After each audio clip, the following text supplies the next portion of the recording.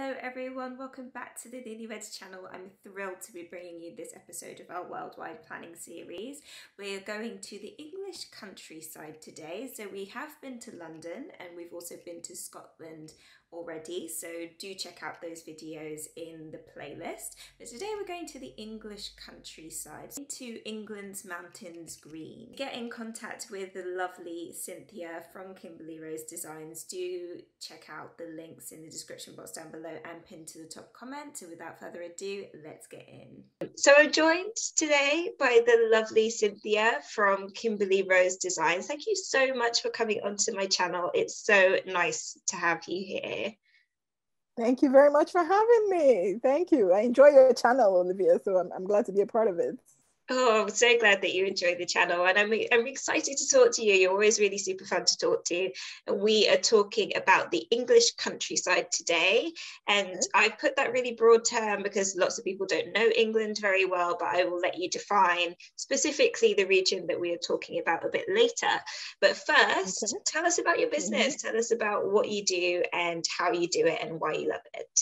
Okay, well, I'm Cynthia Dipoe. I run Kimberley Rose Designs, as Olivia said.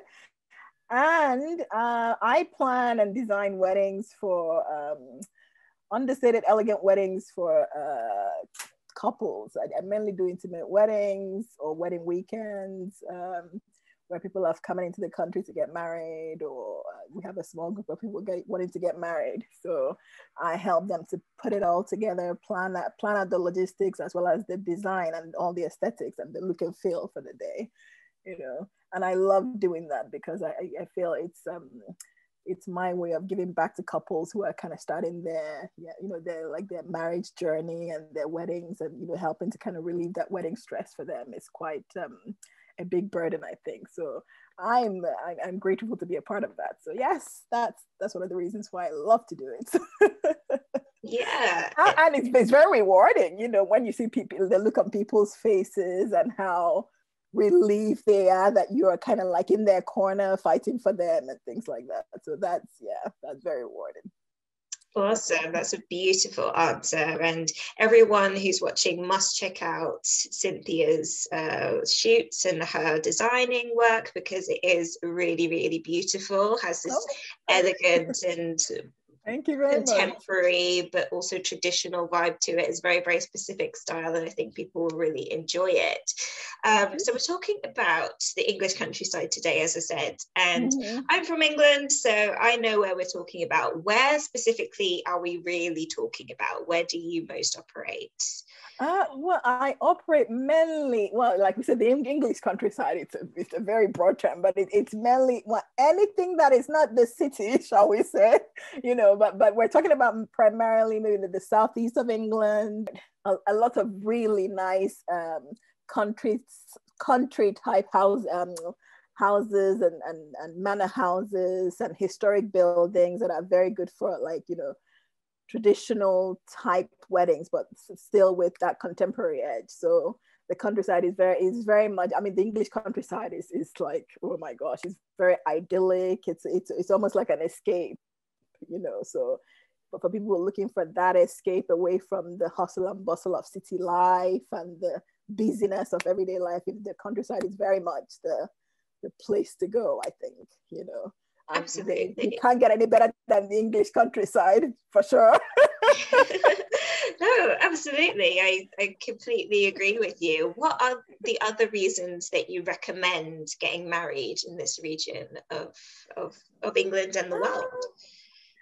Well, I mean, for starters, it's I mean, let's just get this out of the way. The weather's not the English weather is not the best, but having said that, there's still, the countryside gives you the flexibility of getting married, whether you want outdoor weddings or indoor weddings or in between. You can also, if you want that kind of escape, like I said, away from the busyness of everyday life, you have that. It's very secluded. You can almost have venues that are off the beaten path that haven't been discovered by everybody else. So you can, like you have your own private grounds, if you like. You could, because most of the countryside venues, give you the use of the grounds as well as the house, you know, so it's almost like you're lord of the manor for the day, kind of, you know. You know, so that's, and a lot of them has got like historic connotations to them as well. There's a lot of history attached to some of the venues, you know, so for lovers of history, for lovers of, you know, a bit of the old with the new kind of mix, it's very much, you know, that's, I would definitely recommend, you know, getting married in the English countryside, you know, because it gives you the mix of all that, definitely. Wonderful. No, I completely agree with you. It gives you so much variety as well, actually, in the countryside. But those are the nice things. So tell us something that you would warn a couple if they were to consider getting married in the English countryside. What do they really need to know? Okay, right. Well, there's a lot of things I need to know. A lot of things you need to know for sure. I mean, because of the location where some of these venues are, it might be a little bit difficult to get to, you know. So I would definitely say plan ahead in terms of when you're looking for your venues and trying to source the right places, the right locations for your wedding. But much more importantly, also plan for transportation, you know, especially for guests flying in from overseas, because like I said, but when some of the venues are off the beaten path, some of them are not, whilst they're idyllic, they're not very near local transport links and things like that. So it's definitely good to plan for transportation alongside your planning, and also plan for you know, like a cleaning crew, because some of the venues might not necessarily have cleaning crews, even though they have like they are, you know, manor houses. They could be run by one person teams and things like that. So you have to, you know, plan for some of these logistics. I call them the hidden logistics that people don't talk about, but it's there, and it's necessary to make your day run smoothly. So plan for things like that for sure, you know. That's a great point. It's such a great point. No one thinks about cleaning the venue afterwards, and you know, like for the most part there are many venues that will sort that for you, but like you said, there are venues that won't, and you don't really consider that before you get into things. So that's 100% a great point to mention. And of course, one of the not so good things, I guess, would be the weather. Let's talk about the weather a little bit. Let's stick on the weather a little bit. Okay, all right. When do you think is a good time to get married in the English countryside? Oh God! I mean, the summer months remain popular. You know, between the months of May to September, those are always the popular times, because you know, the sun is out, but there's still, you know, the issue of, you know, so you have the two extremes, isn't it? Where you have it could either be raining or snowing in one day, or, you know, or there could be like, you can get a heat wave, you know, in the same breath. So it's really, you know, planning for the weather, you know, having like a weather plan or contingency plans, you know. I mean, the good thing about the English countryside is that in much as you've got like shaded trees around that you get, so you can set up marquees outside, and you can have the use of the main house as well. So if your ceremony is outside or your reception is outside and you have to move inside when it starts to rain, you can do that. Or you have marquees and gazebos set up so that, you know, you can counter the weather if it rains in that way, or if it's too hot, for example, you know, you can go inside, you know. So there are, you know, like contingencies, but it's you know, you can work with your planner to kind of work out your weather plans and things like that, so you're not caught out, you know. But yes, the weather is a big thing in the UK, certainly for the countryside. But once you can bypass that, I think you'll be all right. You know? Absolutely. Yeah, so which months do you really recommend would be good months to get married? I recommend, like I said, I recommend definitely, I think September is a lot quieter than, you know, the same May to June. I mean, May, June, July are like the popular summer months. So things get pretty booked up. very early. So for September, you get the beauty of the countryside and the freshness of the summer months without the what should I call it? Without the rush, shall we say, or the overcrowdedness of it all. So September definitely is a good month. I mean, but people also miss a trick because there's the Christmas months as well, like November, December time. It's a good time to get, for winter weddings in the countryside. But a lot of people miss that because they think, oh well, nobody wants to have a winter wedding. But winter weddings are still good because you get less traffic in terms of the traction. People coming and going, but you still get the beauty of the countryside. So yeah, those would be my recommended month. So September time, if you're wanting a summer wedding, well, early September as opposed to late September, but then November and December as well. So okay, yeah. Fabulous. Those would be my recommendations. Cool. So let's throw out a little scenario then. I'm going to ask you a question that no one likes to answer, but we must do it. So we're going to talk about cost now. So let's say we have a couple who is from Mozambique. Why not? We have a couple who's from Mozambique. Why not? They are traveling to England to get married. They want to get married in the countryside, and they want to get married in September. They're bringing around 50 guests. So what do you think, as a ballpark, they should budget for this wedding? For a 50 guests wedding party, tricky. I would say between 60 and 80K, okay, for that number. Well, gosh, anything with budget is always tricky, isn't it?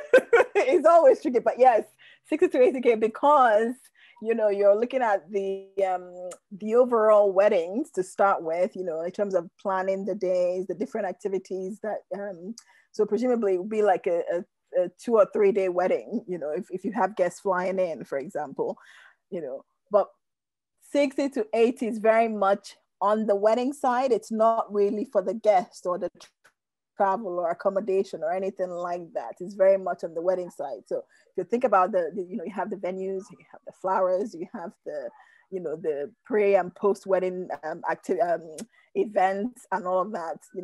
When you start to break it down, it might not actually be enough. But yes, that would be my recommendation: 60 to 80K for sure. Okay, pounds. Yes. Yes, in pounds. Okay.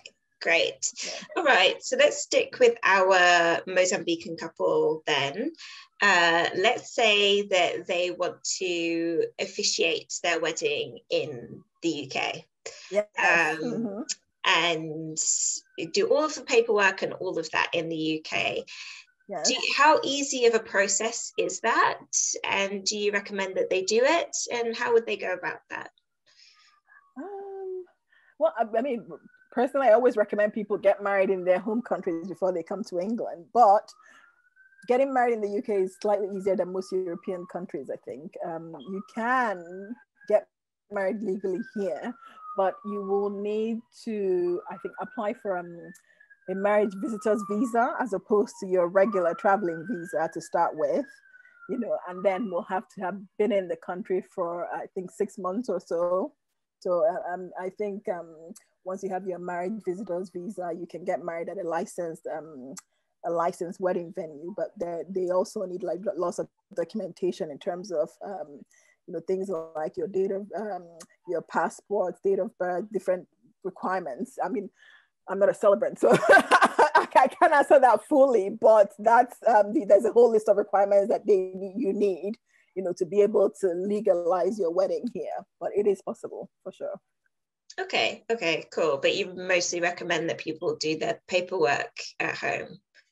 Yes, I would strongly recommend that to avoid all the the time elements and all the toing and froing with the local councils and the venues and things like that. So because some of it can start to add a little bit of stress to the couple. So to avoid some of that, it's advisable to do it in your home country before you come down. So.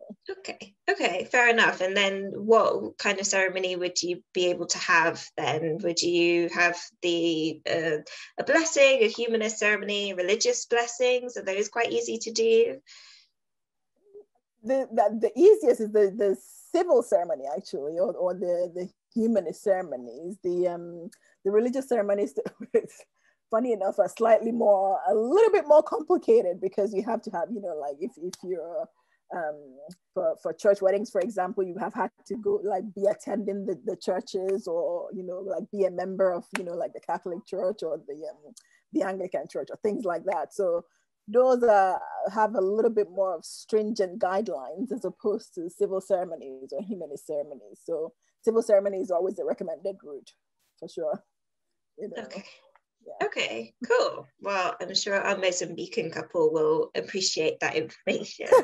Yes, I hope they do. Yes, for sure. I mean, if people want, like religious ceremonies, like, Islamic or Sikh or whatever else, there are guidelines for those, which I'm not very familiar with, to be honest. But it becomes a lot more difficult, I think. It's not impossible, just a little bit more difficult, and just be prepared to go through a lot of hoops before you get what you want. Great. So let's end our conversation on talking about some of your favorite venues. I mean, my top one is Ashridge House. It's a very it's nicely tucked away, in the, I think it's a Hertfordshire area, so very nice venue with bags and bags of character, and lots of spaces, different nooks, different crannies where you can get lost and, escape and take pictures. And it also has the added benefit of having on-site accommodation for your overnight guests, and, so everything is in one place, so very nice venue. Definitely recommend people check that one out. Lots of nice venues, for sure. I mean, the English countryside is full of them, from manor houses, historic palaces, to different types of venues. So you'll definitely be spoiled for choice. Great. Well, we will leave the links to those in the description box down below, and so people can check them out. Please do. Yes, for sure. But I want to thank you so much for coming onto my channel. It's been a pleasure to chat with you. Where can people get in contact with you if they want to? Oh, I'm on www.kimberleyrosedesigns.com. All one word, nice and easy. So Kimberley Rose Designs with an S at the end. So yeah. Great. So yes, it will be linked in the description box down below and pinned to the top comment if anyone wants to get in contact with Cynthia to get married in England. But thank you so much again for coming onto my channel, and I hope that everyone enjoyed this episode. Love you and leave you for now. Take care.